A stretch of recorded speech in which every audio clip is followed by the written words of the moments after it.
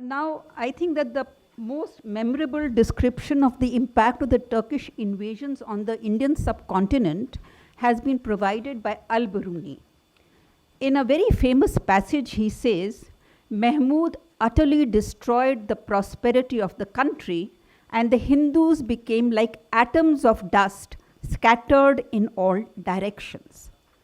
From Al-Biruni's account, and those of many writers in Persian who followed him, one could get the impression that the inhabitants of the subcontinent were silent witnesses to these events. But was that really so? I'd like to divide my presentation into 3 sections. In the first section, I'd like to discuss the intellectual response of the Hindus. In the second section, I would like to discuss the response of the religious leaders. And in the third section, the response of devotees, ordinary devotees and temple priests. I am aware that there are many other dimensions to the Hindu response, but I cannot go into all that right now for reasons of time. Before I begin my discussion on the intellectual response, which is my first category, I would like to specify that India had had an experience of the Arabs long before the advent of Islam. Arab traders were settled along the coast of India, and they were appointed to high administrative posts by certain Hindu rulers like the Rashtrakutas. It is the advent of the Arabs and Turks as vanguards of a militant faith that changes the scenario. So I'd like to begin with the intellectual response. And I'm going to give only very few examples because it's not possible. I could just speak for 1 hour only on the intellectual response. Because Madhu and other people have said that the Hindus did not document their history, in the intellectual response, I will give some instances of the works that were produced in the medieval period on the Turkish invasions. The first recorded history that we have is by a person called Dhanpal. Dhanpal was a witness to the invasions of Mahmud Ghaznavi. He wrote a book, Satpurya Mahavir Utsaha. In this book, he lists all the sacred cities, sacred centers, and cities that Mahmud Ghaznavi attacked and vandalized. But his special focus is on a Jain temple of Mahavir in southern Rajasthan. And he writes about this temple that the image was so powerful that Mahmud Ghaznavi failed to uproot that image. He could not unseat it. And he says that Mahmud Ghaznavi used ropes and everything. The marks of the ropes are still there on the image, but Mahmud Ghaznavi could not uproot it. In fact, in the medieval period, there is a large amount of Jain literature that is produced up till the 14th century, a huge amount of Jain literature. And all this Jain literature tells the devotees that do not feel frightened. Do not feel that your faith has lost because the images have been damaged. It says to the devotees that images which are damaged, they continue performing the same miracles, and an outsider cannot defeat your faith. There is a very impressive body of Jain literature in the medieval period, but unfortunately when we discuss medieval India, we just overlook this Jain literature. In the context of Jain literature, I will just mention one formidable person in the early 14th century. His name is Jin Prabhasuri. Jin Prabhasuri was a minister in a Gujarat court. He gave up his job and he went to all the religious centers that were ravaged in North India. And he wrote a book that has also survived till today, Vivid Tirtha Kalpa. So in this book, I've mentioned 2 books, Madhu, but there are many others. You can take the list from me. So in this book, he goes to every place that has been ravaged by Mahmud Ghaznavi and the subsequent invaders. And again he says to the devotees, look, the damaged image is as powerful as before. So don't get disheartened, and the images remain powerful. even though you're not supposed to worship Khandit images, these are extraordinary times. You can continue worshipping those images. They will listen to your prayers and they remain as powerful as they can. Now, Jain Prabha Suri was such a formidable person that the Sultan of Delhi, Muhammad bin Tughlaq, invited him to come and visit him. And he went and visited Muhammad bin Tughlaq, and Muhammad bin Tughlaq was quite stunned by the magnitude of aura and the power and the confidence of this person. And he said, may I request you to come with me to Devagiri. So Jain Prabha Suri accompanied Muhammad bin Tughlaq to Devagiri, and there is a reference in his book which I have not been able to substantiate so far. It says that he forced Muhammad bin Tughlaq to agree to the reinstatement of a Jain image of Mahavir in Delhi. Now, I find it a little difficult to believe this because there was no temple left in Delhi by the time of Muhammad bin Tughlaq, but I will come to that later. There is another Jain work, the last that I am suggesting. It talks about how Alauddin Khalji devastated the Jain pilgrimages at Shatranjay and how they were rebuilt by the devotees. Now, there is a very interesting book that is written in 1349. It is written by Raj Shekhar Suri. The title of the book is Prabandha Kosha. It deals with the issue of Islamic iconoclasm, like all the other books that I have mentioned and not mentioned. And in this book, we have Goddess Amba. She is telling a devotee that in these extraordinary times, please think of the medium in which you should create an image. In these troubled times, a costly image, that means an image made of gold, is very likely to attract the greed of an invader. So please try to make images in stone instead. So this is also discussing this problem. And then there is Lakshmi Dhara. Lakshmi Dhara was a minister in the court of the Gahadwalas. He wrote a Dharma Shastra, Kritya Kalpataru. In fact, in the medieval period, many Dharma Shastras were written. Some were written by, all of them were sponsored by kings, and some of them even written by kings. So why do we have this plethora of Dharma Shastras written in the medieval period? It is because Dharma was under stress. There was a need to reaffirm Dharma. So we have at least 20 Dharma Shastras which are written in this period. Now, I would also like to mention a very important role played by 6 Maharashtrian Brahmin families. These Maharashtrian Brahmin families migrated from Maharashtra, from the Deccan, and they came to Banaras. Banaras at this time was denuded of all its sacred architecture, but it remained for the Hindus a center of spiritual, intellectual, philosophical debate. So these 6 families of Maharashtrian Brahmins came and settled in Banaras. I'll only mention the contribution of 2 of them. The first is Narayan Bhatt. Narayan Bhatt came to Banaras when the Vishwanath temple had been demolished. It did not exist. So he wrote a text, Tri Sthali Setu.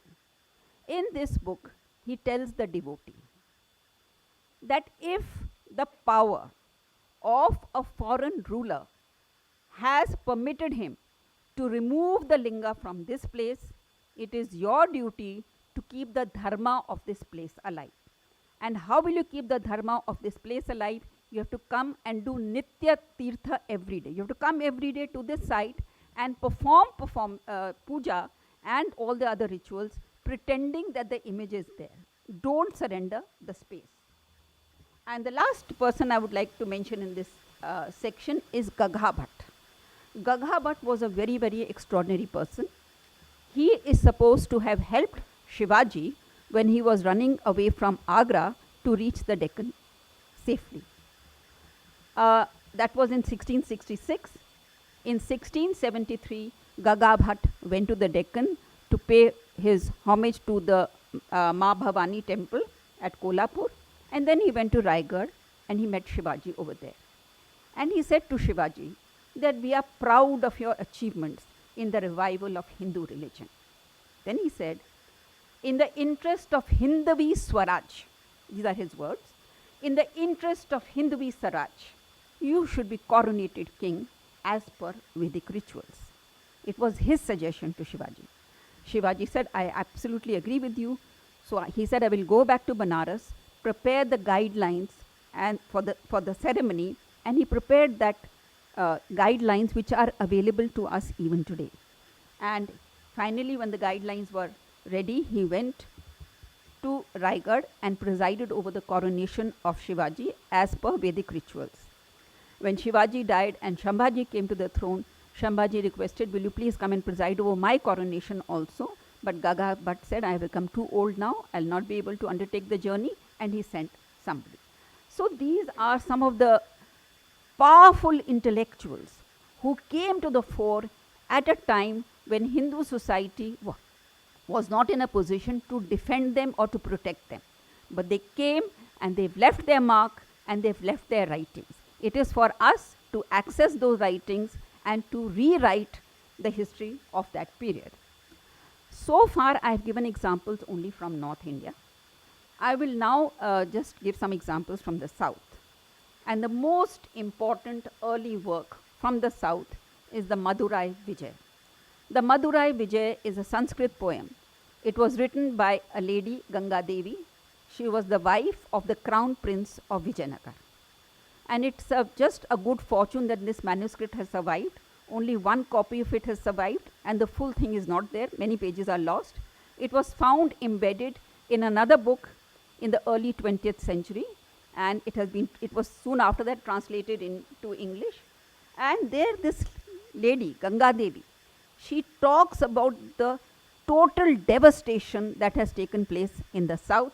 She says the temples where the mridang used to be heard, now you can hear the call of the jackals, and the Kaveri has turned red with the blood that has been shed. But she says that the goddess of Madurai, she came to Prince Kamban and she said that the old warriors have lost their energy. A new group of leaders have to come, and you are the foremost among them. Get up and start restoring Vedic Dharma in the land. And Prince Kamban, he is regarded as the restorer of the, he's overturned the Kali age and reintroduced the golden age. And I will discuss him later because he has a very, very major contribution to play in Indian history in the restoration of many temples that had been closed down in the South. And there are many other intellectuals of the South. Rajnath, he wrote a book called Sulba Bhudaya. Then this Pratap Rudra Charitrama. This is the first dynastic history ever written in India, and it details the struggle of the Kakatiyas against the Delhi Sultans and how one ruler defeated them 6 times and refused to surrender. Finally, when he surrendered and he was told to go to Delhi, he just committed suicide on the way so that he's not suffered the humiliation of having to surrender before a person whom he has fought for 6 times. Now I'll just briefly go to the response of the religious leaders. And the first important religious leader that I would like to mention is Vallabhacharya. Vallabhacharya was a Telugu Brahmin, and he lived at towards the end of the Delhi Sultanate. And when he was living, he is the person, along with Chaitanya Mahaprabhu, who reclaimed Braj for us. You see, what happened is that from the time of Mahmud Ghaznavi till the Sultanate period, including Sikandar Lodhi, the devastation was so complete that there was not a single temple in the entire Braj area. Vallabhacharya was going on a tirth of the whole of India, and he decided to spend one night at Braj.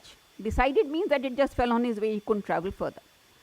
That night, he is supposed to have had a dream where Krishna is supposed to have told him, there is a statue of mine, Shri Govind Nath Ji, which is there on this hill. Please uncover that statue and resume its worship. So he goes there and he finds that statue. How did that statue reach there? Was it buried during the time of an earlier invasion? That statue that Vallabh found, he built a small temple for it and worship started. Even today, that statue is amongst us, but it is not in Braj. Now it is in Nathdwara, and we know it as Nathji, Sri Nathji statue. So at the same time, Chaitanya Mahaprabhu, he sent two of his major disciples, Roop and Santanam, to the Braj area, and he said, you also please help to re-find those places that are associated with Krishna. So we have Vallabhacharya, Chaitanya, Roop and Santanam as the people that we should remember who gave us Braj back. Now I'll just briefly discuss the role of the ordinary devotees and the temple priests. There is a general impression that Ayodhya is a unique case where the Hindus have become stubborn and are not letting go. We need to study our history to understand how they have struggled against all odds at all the important sites. And I'll just give a few examples because I cannot give all. I'll begin with Sindh. Sindh was, it had the earliest experience of the Islamic advent and Islamic iconoclasm. The most important temple in Sindh was the Sun Temple, which was revered, and people from all over India used to come there. Even the kings used to send their homage to that temple. The first eyewitness account that we have of the Sun Temple is by the Chinese traveler Huan Sang, who visited this region in the 7th century. And he said that the belief in this temple is amazing. The number of people who come and offer their homage over here is amazing. And he also said that the image of Surya Devta is made in yellow gold and ornamented with rare gems. Now, several centuries later, that is the 7th century, the next account we have is in 951 CE. It's an Arab traveler. And he also says that the temple is, and the image is greatly revered. But he says that the image is of wood and it is decorated or clothed in Moroccan leather. Now the question is that an image of gold, when and how did it get converted into an image made of wood? So then we have Al-Biruni. Al-Biruni also talks about the great reverence for sun worship in this area. And he says that when a Shia sect captured power in Multan, they broke the idol and killed the priests. So for the next few visitors to Sindh, they find neither the temple nor the image. But the devotees seem to have succeeded in bringing back that image and constructing some kind of small temple again, because Al-Adrisi, he is a Moroccan traveler who writes in 1130 CE, and he says that the sun deity is being worshipped with as much enthusiasm as before. The last eyewitness account that I have been able to find is of 1666 of the French traveler Thévenot. He also says that the image is of wood. So obviously, after that gold image was destroyed, then the wooden image, the devotees were running away with it at the time of an attack and bringing it back when they thought that the danger had abated. Then Aurangzeb in 1669 gave his famous order for the destruction of temples. We don't know what happens to that area after that, but it's interesting that in the British period, there were excavations at that site. And the British archaeologists found a huge image of the sun god in stone, which is now in a museum in England. I will not discuss Somnath right now because it's well known. I will shift to Banaras. And by the time of Aurangzeb's reign, all the important temples of Banaras had been broken And I'll just give you the example of 2, 3 because they tell a very interesting story. The Bindu Madhav temple was among the tallest and finest buildings on the Panchganga Ghat. It was described several times between the 12th and the 16th centuries and was last built by Raja Mansingh. Tulsidas also praised it, Tavernier wrote about it.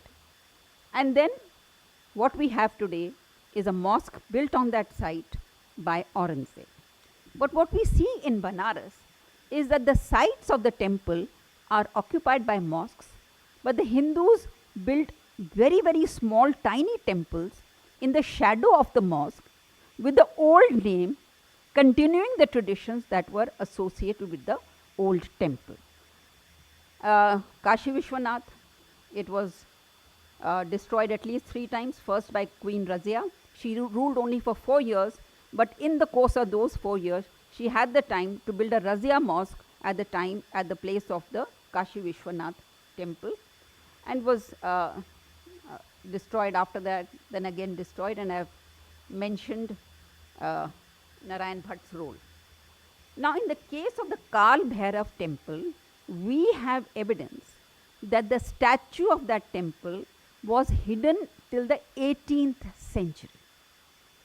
In the 18th century, it was brought back and reinstated in a small temple that was built at that time.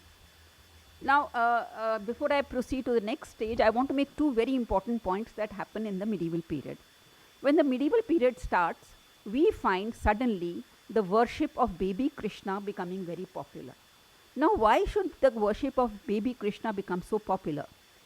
Scholars who have studied this phenomena say, because the political sphere was no longer under your control, it was a retreat from the political sphere to a personal sphere. That is one point.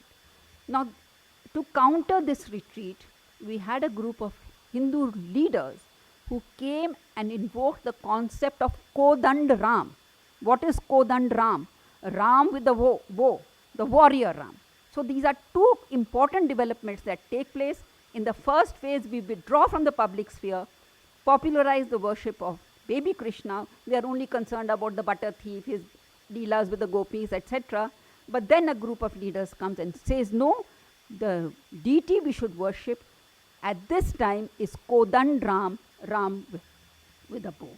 And the second response that we get, which is equally interesting, is that for the first time, we have Ram Leela becoming very popular. Now, why does Ram Leela become very popular? Because it does away with the need of an image. The human being becomes the image, and if there is attack, then that image again becomes the human. So this is something. Then we talk about the resilience of the faith, that you don't give up image worship, but if image is under attack, you have Ram Leela where the human becomes the image. And it is said that in Banaras region, Tulsidas started the Ram Leelas, and he himself is supposed to have participated in some of the Ram Leelas. I'll just now come to the response of the devotees and the temple priests. I've got some time? Okay. So I'll start with Braj. In Braj region, which had been repopulated by Vallabh, Chaitanya and their followers, in 1669, Aurangzeb gives the order that all temples have to be destroyed. So what happens? The devotees and the priests of the temple realize that the temples are huge structure. There is no way that we can defend them. What we can defend is our God, our deity. So they run away with the God and deity. And if you study this period carefully, you can trace the journeys of the gods and deities. I'll just give you the example of Govardhan Nath Ji, which I had mentioned. He becomes now known as Sri Nath Ji. It leaves, and where does it go? It first is taken to Agra. And can you imagine?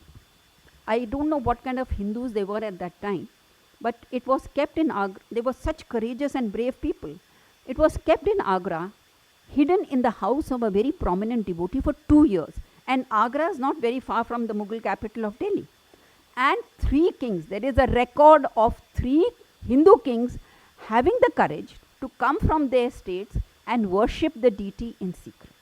So for 2 years, Srinathji is kept in Agra, then he is taken to Kota, then he is taken to Kishangarh.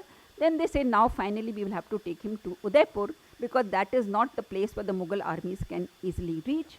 But on the way, the cart gets stuck, and you all know the story. The devotees say, now Srinathji wants to stay here only, and the Srinath temple. So Govardhan Nathji, which is found by Vallabh, is taken to a place near Udaipur where we still worship it. Now, Srinathji is the only image of the Vallabh Sampradaya which is 3/5 human size. All the other images of the Vallabh Sampradaya are a few centimeters. That is their size. So they were protected by being hidden in the safa of the temple servants. So the temple servants used to wear these elaborate turbans, and in those turbans, these small images of the Vallabh Sampradaya were hidden in those turbans, and the common code among them was, in whose turban does the Lord reside? Because they had to know which person to protect, so the Lord can also get protected. So there is this, and all the flight of these deities is all well documented, but I cannot go into that. I will discuss the image of Govind Dev. Govind Dev temple was built by Raja Man Singh in the time of Akbar. In 1590 it was completed and the image installed there. From 1669, Govind Dev was on the move till finally in 1739 he reaches the place where he is today, that is in Jaipur. So from 1669 to 1739, the deity was on the move. Now the important thing about a deity is not a piece of furniture that you can put up, lock it and carry it with you. The deity has to be worshipped every day. So all along the route from Braj area till Jaipur, the local rulers, the local people, they provided temporary shelters for the deity, and they provided food and the provisions for the puja. And many of those shelters that were provided are still there. They have not been demolished. And what has happened, that in those shelters, the devotees have installed new images.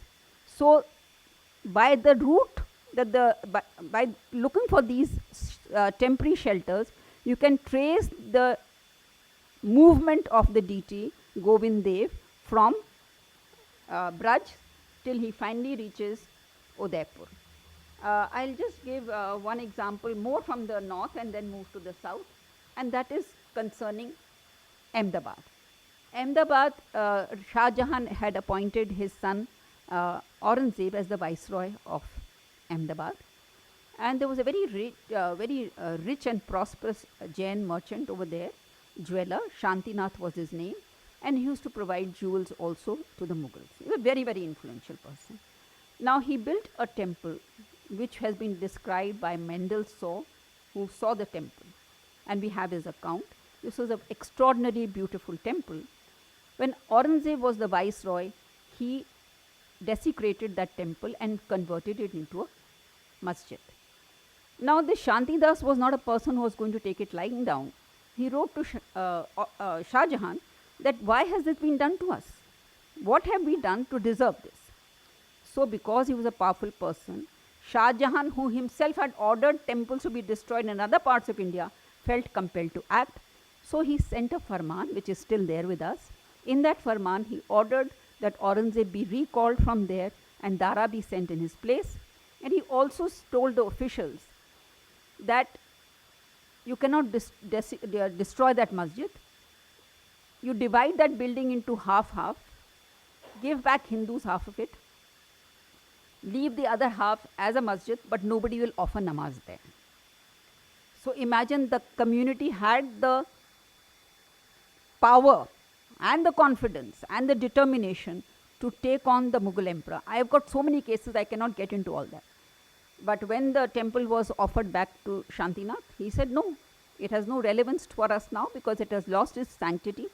It is no longer a pure place because a cow has been killed over there. And Shantidas gave it out that 2 marble murtis, which were 1 man each, he said they have also been vandalized in the attack. We don't hear about those murtis up till 100 years later. In the time of the Mughal Emperor Farooq Siyar, when the Mughal Empire had become truly weak, then the Jains bring out those 2 murtis which they had hid in the basement, and they take them to the Jauhari Bazaar and have public worship of them. So when we say that we never resisted, it is, if I can say it, some kind of Marxist propaganda, because the evidence is too much. Now there are very, very interesting cases from South India, and Dr. Nagaswamy has played a very stirring role in the discovery of many of these images, and so this section I owe entirely to him. But I'll just, since I cannot give all the details, I'll just briefly touch upon 2-3 temples, because I just want to give 5 minutes to Ayodhya. You give me, 5 minutes is left. Only 5 minutes is left.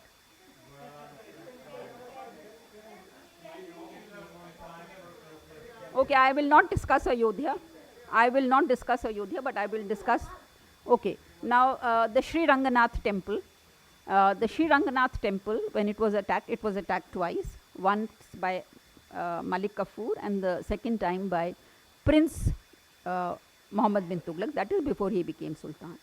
In the first case, they were totally taken unawares because they had never experienced an attack from the north, and an attack which would attack their sacred places, but they were totally unprepared for. So we don't know what happened to the image, but we presume that the image was destroyed.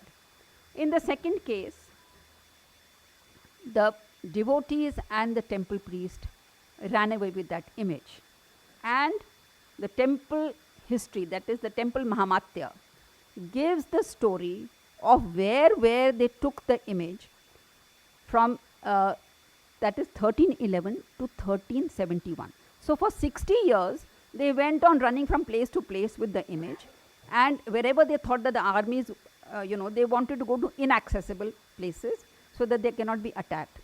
And finally they reached Kerala, and when they reached Kerala, they were shocked to find priests of so many temples over there with their murtis. They were all taking refuge in this thing. Finally this image was taken to Tirupati, and those of you who have been to Tirupati will see that there is a hall there, a temple there, which is called Rangamandap. That was built in honor of Sri Ranganath, and the deity was kept there, and finally it was taken away by one of the generals of Prince Kamban, whose wife wrote Madurai Vijay, and he brought it and reinstated it at Sri Ranganath. And the important thing about the south is that everything is documented. So if you go to the Ranganath temple, you will find this inscription that I am the one who brought this image back in this year 1731 and reinstated it. In the case of the Madurai temple, the priests, they put a false wall in front of the linga, and they substituted that linga with another linga which is still there, and Nandita ji has been kind enough to give me the photograph of that false linga. And Meenakshi, they transported her up to the Gopuram. They just, because there was no time to react. So the false ling, which is still on display in the museum, bears the marks of the attack. So that is now very interesting. Chidambaram temple. For 60 to 70 years, only one food offering, that is the morning milk, was offered to Lord Nataraj.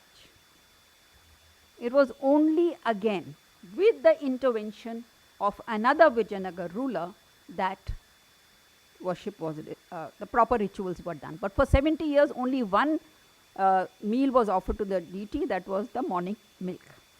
During these years, Sri Nataraj was not removed from Chidambaram temple, but the deity was removed from the Nataraj temple at Chidambaram for long spells. The first spell is from 1649 to 1686.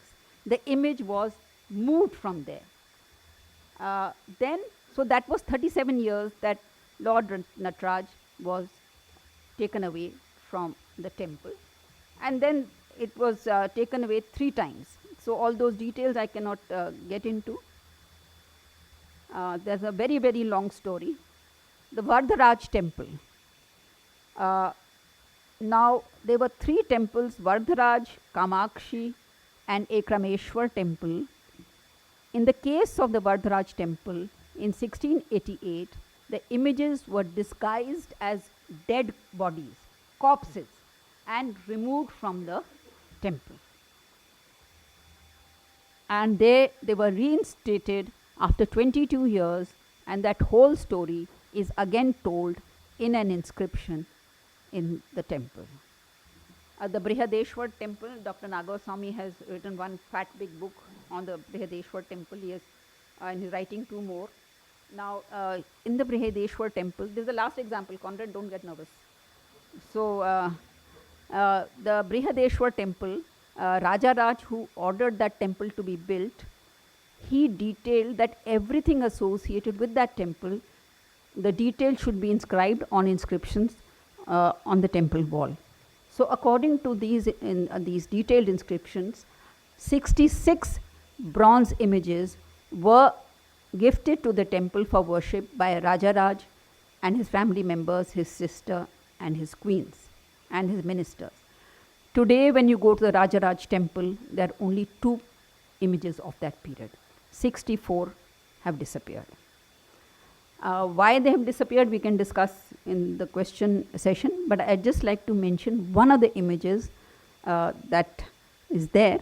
That is, there's an inscription at the base of that bronze, and that inscription says that a Maratha queen, her name is given, she says that I found this bronze lying on the floor of the temple, and I consulted the priests, and they said that in case of minor repairs, the image can be repaired and reinstated.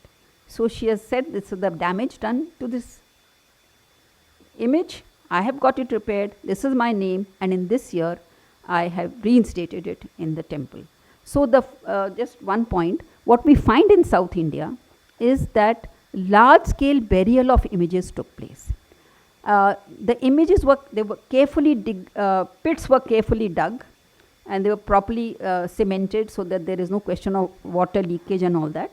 And the images were placed face down so that they are protected. And in the last 1 decade, over 200 images have been found. Many of them have been found by Professor Nagaswamy.